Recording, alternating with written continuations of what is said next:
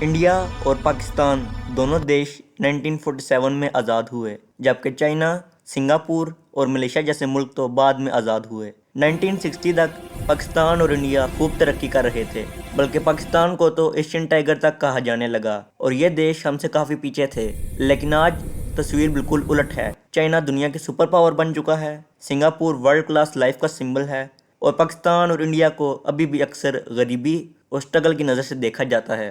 سوال یہ نہیں ہے کون صحیح تھا اور کون غلط، سوال یہ ہے ہم نے ایسی کیا غلطیاں کی اور آج بھی کر رہے ہیں۔ جب انڈیا اور پاکستان آزاد ہوئے، آزادی کے ساتھ ہی نفرت کا بیج بویا گیا۔ انڈیا کے لوگوں کو بتایا گیا کہ ہم مسلمانوں کے ظلم سے آزاد ہوئے اور پاکستانیوں کو بتایا گیا کہ ہم ہندوؤں کے ظلم سے آزاد ہوئے۔ حقیقت یہ ہے کہ ہم دونوں برٹش امپائر کے ظلم اور غلامی سے آزاد ہوئے تھے۔ برٹش امپائر کے آنے سے پہلے یہ علاقہ ورلڈ کا تقریباً 25% جی ڈی پی پروڈیوس کرتا تھا۔ اسی وجہ سے پارٹیشن کے فوراً بعد دونوں ملکوں نے اپنا فوکس ملٹری اور ڈیفنس پر رکھا، جس کا لانگ ٹرم اکنامک امپیکٹ بہت گہرا رہا، جبکہ سنگاپور جیسے دیشوں نے گروتھ کو اپنا پہلا فوکس رکھا۔ پاکستان اور انڈیا کے اسی ملٹری obsession کی وجہ سے آزادی کے فوراً بعد جنگوں کا آغاز ہو گیا۔ پاکستان اور انڈیا کے بیچ میں پہلی جنگ 1947 سے 1948 تک جموں اینڈ کشمیر کو لے کر لڑی گئی۔ پھر 1965 میں ان دونوں دیشوں کے درمیان فل اسکیئر وار ہوا، جس میں میجر بیٹل جیسا کہ اصل اتر اور قصور فائٹ ہوئے۔ پھر تیسری بڑی جنگ 1971 میں بنگلہ دیش لبریشن کے کانٹیکس میں ہوئی، جو دسمبر 1971 تک چلی۔ ان جنگوں کی وجہ سے دونوں ملکوں کی اکانومیز بہت خراب ہوئی۔ انڈیا اور پاکستان نے اپنی ڈیفنس کیپیبلٹیز کو بڑھانے کے لیے ہزاروں بلین ڈالر خرچے، جبکہ سول ڈیولپمنٹ جیسے ایجوکیشن، ہیلتھ اور انفراسٹرکچر پر کمپیریٹیولی بہت کم پیسہ گیا۔ سوال یہ نہیں ہے کہ یہ جنگ کون جیتا، اصل بات یہ ہے کہ ان جنگوں کا نقصان صرف عام پبلک کو ہوا، اور وہ نقصان آج تک ان ملکوں میں دیکھا جا سکتا ہے۔ 2025 میں انڈیا نے اپنی ڈیفنس پر لگ بھگ 86.1 بلین خرچا، جو اس کے جی ڈی پی کا 2% ہے، اور پاکستان کے ڈیفنس کا خرچہ اس دور میں قریباً 10.2 بلین سے لے کر 10.5 بلین تک رہا، جو کہ اس کی جی ڈی پی کا 1.7 سے لے کر 1.9% تک رہا۔ اب ایک پریکٹیکل ایگزامپل سے سوچئے، ایک ماڈرن فائٹر جیٹ کی قیمت ملین آف ڈالرز میں ہوتی ہے، اور ٹریننگ اور مینٹیننس ملا کے یہ کاسٹ اور بڑھ جاتی ہے۔ اگر اسی پیسے کو ایجوکیشن، ہیلتھ اور انفراسٹرکچر میں لگایا جائے تو تقریباً 50 سے زیادہ پرائمری اسکول، 10 سے 15 ہاسپٹل اور 1 سے 2 ورلڈ کلاس یونیورسٹیز بنائی جا سکتی ہیں، جس کے ذریعے ہزاروں جابز کریٹ ہوتی ہیں اور اکانومی سسٹینیبل بنتی ہے۔ جبکہ پاکستان اور انڈیا نے اپنا پیسہ جنگوں میں ضائع کیا، جس کا کسی کو فائدہ نہیں ہوا، بلکہ الٹا دونوں دیشوں کو بہت گہرا نقصان ہوا، اور اس کا فائدہ دوسرے بڑے دیش اٹھاتے رہے۔ اب ایک ایگزامپل سے سمجھیے کہ ورلڈ وار 2 میں جرمنی نے فرانس کو انویڈ کیا۔ وہ دونوں دشمن تھے، لیکن آج جرمنی اور فرانس ایک ہی ٹریڈ بلاک ای یو کے پارٹنر ہیں، بارڈر شیئر کرتے ہیں اور ایک کمبائنڈ اسٹرینتھ بنتے ہیں۔ یہ دکھاتا ہے کہ لانگ ٹرم سیکیورٹی صرف ویپن سے نہیں، کوآپریشن اور اکنامک گروتھ سے بنتی ہے۔ اب یہ بات کہنا کہ انڈیا اور پاکستان صرف ملٹری سپینڈنگ کی وجہ سے پیچھے ہیں، غلط ہوگا۔ پاکستان اور انڈیا کے پیچھے رہنے کی ایک اور بڑی وجہ ہیومن ڈیولپمنٹ اور گلوبل ٹرسٹ ہے۔ آپ خود سوچئے، کوئی کنٹری جتنا زیادہ ٹرسٹفل اور سٹیبل ہوگا، اس میں اتنی زیادہ انویسٹمنٹ آئے گی اور ٹریول ہوگا۔ آئیے اب ڈیٹا کے ذریعے اس بات کا اندازہ لگاتے ہیں۔ سب سے پہلا انڈیکیٹر ہے لٹریسی ریٹ۔ انڈیا کی لٹریسی آج لگ بھگ 81% ہے، پہلے سے کافی امپروو ہوئی ہے، لیکن پاکستان ابھی بھی لگ بھگ 58% کے آس پاس پھنسا ہوا ہے۔ اور سب سے بڑی پرابلم ہے 2.6 کروڑ بچے ابھی بھی اسکول سے باہر ہیں۔ یہ صرف نمبر نہیں، یہ فیوچر ورک فورس کی فنڈیشن ہے۔ جب بیس ہی ویک ہوگی تو اکانومی، انوویشن اور گلوبل کمپیٹیٹیونیس آٹومیٹیکلی سفر کرتی ہے۔ لٹریسی ایک سائڈ پر کر دیں، اب دیکھتے ہیں ایک اور گلوبل انڈیکیٹر، پاسپورٹ پاور، یعنی دنیا پر کتنا یقین کرتی ہے۔ پاسپورٹ ویلیو ریفلیکٹ کرتی ہے stability, economic credibility. High passport power کا مطلب آپ کے citizen easily travel, education, jobs اور بزنس اپرچونٹیز ایکسیس کر سکتے ہیں۔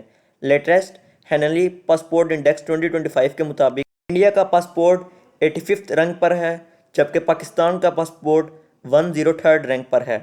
اب ایگزامپل کے لیے آپ ساؤتھ افریقہ کا ہی پاسپورٹ لے لیں، جو کہ ورلڈ میں 57 رینک پر ہے۔ یعنی پاکستان اور انڈیا دونوں کے پاسپورٹ سے کافی اوپر ایک ایسے کنٹری کا پاسپورٹ جسے آپ ہمیشہ سے غریب اور پور مانتے ہیں۔ اصل بات یہ ہے کہ انڈیا اور پاکستان نے اپنی ہیومن ڈیولپمنٹ اور گلوبل کریڈیبلٹی کو اتنی اہمیت نہیں دی جتنی ملٹری اور ڈیفنس کو دی۔ انڈیا اور پاکستان کی دشمنی اکنامک اور سوشل پروگریس کو بھی فریز کر رہی ہے، اور سچ یہ ہے کہ یہ نفرت کسی ایک ملک کو فائدہ نہیں پہنچا رہی بلکہ دونوں ملکوں کا نقصان کر رہی ہے۔ اصل فائدہ آؤٹ سائڈرز جیسے چائنا، یو ایس اور یورپین کنٹریز کو ہوا، جنہوں نے ہماری دشمنی کا فائدہ اٹھایا اور گلوبل مارکیٹس اور ٹیکنالوجی میں آگے نکل گئے، اور آج ہمیں چیپ لیبر سے زیادہ کچھ نہیں سمجھا جاتا۔ دنیا نے ہماری سکلز اور پروڈکٹیوٹی کو ابھی تک فلی ریکگنائز ہی نہیں کیا۔ اگر انڈیا پاکستان نے open trade, cross border cooperation اور ریجنل انفراسٹرکچر پر فوکس کیا ہوتا تو آج شیئر انڈسٹری اور سپلائی چین بن سکتی تھی، کراس بارڈر یونیورسٹیز اور ریسرچ کولیبریشن پاسبل ہوتی، ٹورزم، ٹیکنالوجی اور سروسز میں ہنڈریڈز آف بلین ڈالر کا اپرچونٹی کریٹ ہوتا۔ سوال یہ ہے، کیا انڈیا اور پاکستان کبھی اپنی دشمنی کو سائڈ پر رکھ کے کوآپریشن اور شیئرڈ گروتھ کی طرف بڑھ سکتے ہیں؟ اپنی رائے کمنٹ میں ضرور شیئر کیجیے۔ اگر ایسا ہوتا ہے تو اس کا فائدہ دونوں ملکوں کو ہوگا۔ انڈیا اور پاکستان کے پاس ایک بہت بڑا ایڈوانٹیج ہے، یوتھ پاپولیشن، جبکہ جاپان، چائنا، رشیا اور یورپین کنٹریز مسلسل پاپولیشن ڈکلائن کا سامنا کر رہے ہیں۔ پاکستان اور انڈیا دونوں ملکوں میں یوتھ پاپولیشن لگ بھگ 50% ہے، لیکن جابز اور سکل کا گروتھ پاپولیشن کے پیس کے ساتھ میچ نہیں کرتا۔ ہر سال ملین گریجویٹس مارکیٹ سے نکل کر آتے ہیں۔ ایجوکیشنل اور ووکیشنل ٹریننگ لمیٹڈ ہے، جس کی وجہ سے بے روزگاری بڑھتی ہے اور اسٹوڈنٹس فرسٹریٹ ہوتے ہیں۔ اس میں ساری غلطی اسٹوڈنٹس کی نہیں بلکہ ایجوکیشن سسٹم کی ہے۔ ہمارے ہاں تو 7-8 کلاس کے بچوں کو صرف کمپیوٹر آن آف کرنا ہی سکھایا جا رہا ہوتا ہے، جبکہ ایکسپیریمنٹس اور پروگرامنگ صرف کاپیز اور بورڈ پر ہی ہوتی ہے۔ اور وہیں جب ایک اسٹوڈنٹ دیکھتا ہے کہ سوشل میڈیا پر ڈانس کرنے والا یا گالی دینے والا پیسہ کما رہا ہے اور وہیں فیم اور عیاشی دیکھ کر موٹیویٹ ہوتا ہے، تو نیچرلی ایجوکیشن اور اسکل ڈیولپمنٹ سیکنڈری ہو جاتا ہے۔ یوتھ اکثر فوکس کرتے ہیں government job, social media fame یا ملک چھوڑنے پر۔ یہ activities short term personal gain کے لیے ہوتی ہیں، لیکن نیشنل ڈیولپمنٹ، ریسرچ اور انوویشن میں کنٹریبیوٹ نہیں کرتی۔ اس میں یوتھ کی غلطی نہیں بلکہ غلطی ہے ایجوکیشن ڈپارٹمنٹ کی۔ کنٹراسٹ میں یورپین کنٹریز، جاپان، چائنا اور رشیا میں پاپولیشن ڈکلائن ہے، لیکن ایجوکیشن اور سکل ہائی لیول ہے اور work force global value create کر رہا ہے۔ یہاں تک کہ پور فیملیز کے بچے بھی اسٹرانگ اسکول سسٹمز اور انٹرنیشنل کریکولم میں پڑھ رہے ہیں، جبکہ ہمارے پبلک اسکول میجورٹی کے لیے ویک ہیں، جبکہ امیر کے بچے انٹرنیشنل ایجوکیشن سٹینڈرڈ کے مطابق پڑھتے ہیں۔ میسو یوتھ ہونا صرف اپرچونٹی نہیں، اگر اس کو صحیح ڈائریکشن، ایجوکیشن اور سکل نہیں دیے، ورک فورس انڈر سکلڈ رہے گی، اکانومی گروتھ سلو ہو جائے گی۔ سوال یہ ہے، کیا انڈیا اور پاکستان اپنی یوتھ کو سوشل میڈیا فیم کے بجائے ریئل سکل اور گلوبل لیول ایجوکیشن کے لیے گائیڈ کر سکتے ہیں؟ انڈیا اور پاکستان کا ایک اور بڑا مسئلہ کرپشن ہے۔ یہاں پر کرپشن کوئی چوری چھپی چیز نہیں بلکہ پورا سسٹم ہے۔ اس سے فرق نہیں پڑتا کون سی پارٹی پاور میں آتی ہے، رول ہمیشہ سیم ہوتا ہے۔ جو پاور میں ہوتا ہے وہ اپوزیشن کو دباتا ہے، کیسز، اریسٹ، میڈیا پریشر سب سٹارٹ ہو جاتا ہے، اور عام آدمی بس سائڈ پہ کھڑا تماشا دیکھتا رہتا ہے۔ سوچئے، یہاں پر صرف ایک روڈ بنتی ہے تو اس میں بھی فائل کلرک کا حصہ، انجینئر کا حصہ، کانٹریکٹر کا حصہ، پولیٹیشین کا کٹ، انسپیکٹر کا کٹ۔ ایک روڈ بننے سے پہلے 100 لوگ اپنا حصہ کھا چکے ہوتے ہیں، اور اگر کسی نے سوال پوچھا تو فائل غائب، کام ڈیلے یا پھر دھمکی۔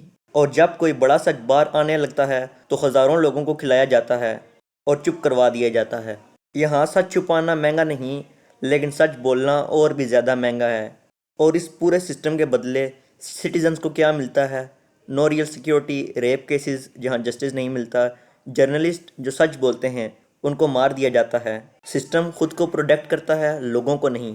ڈیموکریسی صرف پیپر تک ہے، لیکن گراؤنڈ پہ صرف پاور کی گیم ہے۔ لوگوں کو ریلیجن، لینگویج یا نیشنلزم پہ لڑایا جاتا ہے، جبکہ اصلی ڈیلز کلوز روم میں ہوتی ہیں۔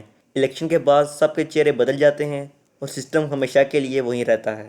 اس لیے مسئلہ یہ نہیں ہے کون سا لیڈر اچھا ہے، بات یہ ہے کہ پورا سسٹم ہی غلط راہ پر چل رہا ہے، اور جب تک سسٹم چینج نہیں ہوتا، ہونیسٹ لوگ ہمیشہ ہارتے رہتے ہیں اور ملک تباہی کی طرف جاتا رہتا ہے۔ میرا آپ سے کہنا ہے، اگلی بار جب لیڈر چنیں اس کا ریلیجن، بیک گراؤنڈ یا ڈگری مت دیکھو، دیکھو اس کے کام کو، اس کے وعدے کو اور اس کے پلان کو، اور جب وہ لیڈر پاور میں آ جائے پھر سوال کرتے رہو یہ کام کیوں نہیں ہوا۔ اپنے دماغ سے لیڈر چوز کرو، نہ کہ فیوریٹزم اور پاپولیرٹی سے۔ امید ہے میری یہ ویڈیو آپ کو پسند آئی ہوگی۔ ملتے ہیں نیکسٹ ویڈیو میں کسی نئے ٹاپک کے ساتھ، تب تک کے لیے اللہ حافظ۔